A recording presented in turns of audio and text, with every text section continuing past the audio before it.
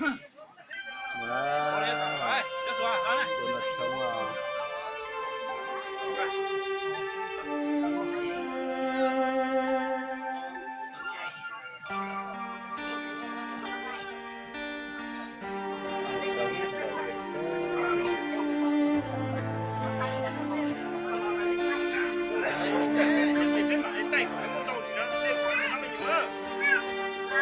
Mấy hoạt động bé xưa hả?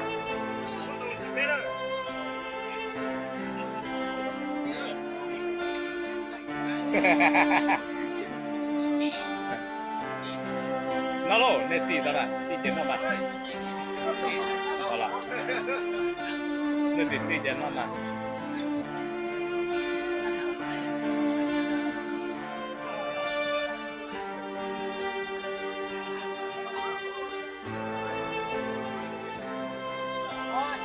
nó đây à? Hả? Nên chỗ nó đây chỉ biết mà liều cái.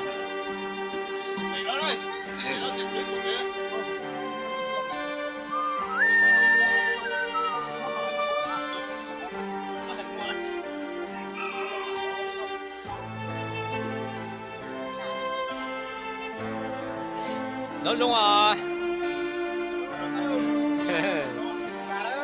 Ô, nó cái lò gì khánh đó rồi. Có cá. Cá lỡ.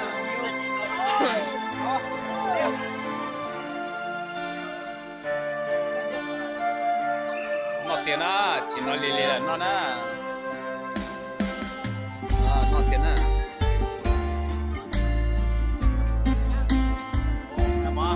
Nó đây. Nó đây. Nó nè, cá cỡ.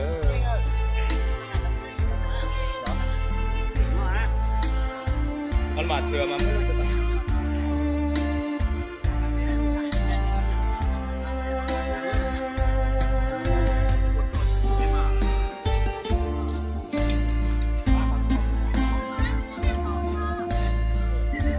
Nên tàu trên đây nó nè mà.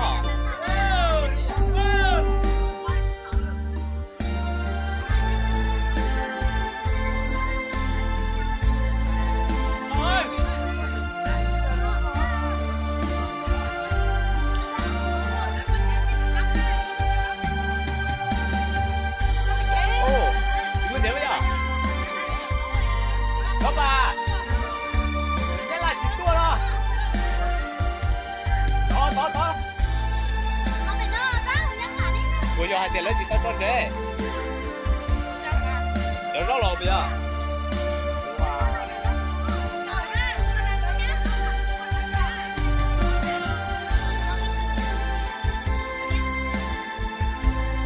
Đi cho tao nè. Giờ chỉ tao cho tao nè. Tao nè.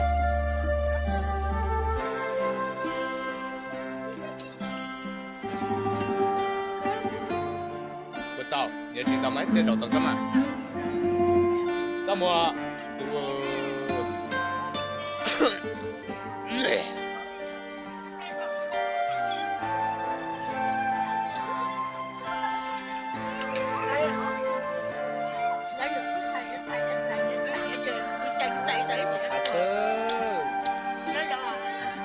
Nhớ đâu à?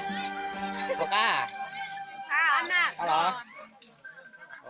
Đây từ bỏ mà một tàu gà dịch tu nè, dịch tu thằng này có xíu nó.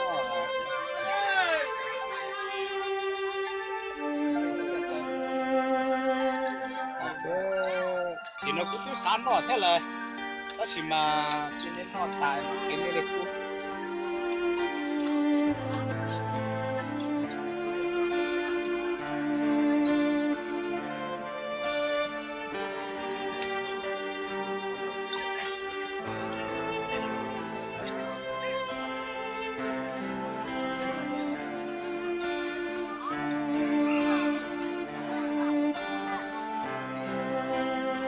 Thì chỉ cho nó tại một điểm bà á, rồi cái hậu đó.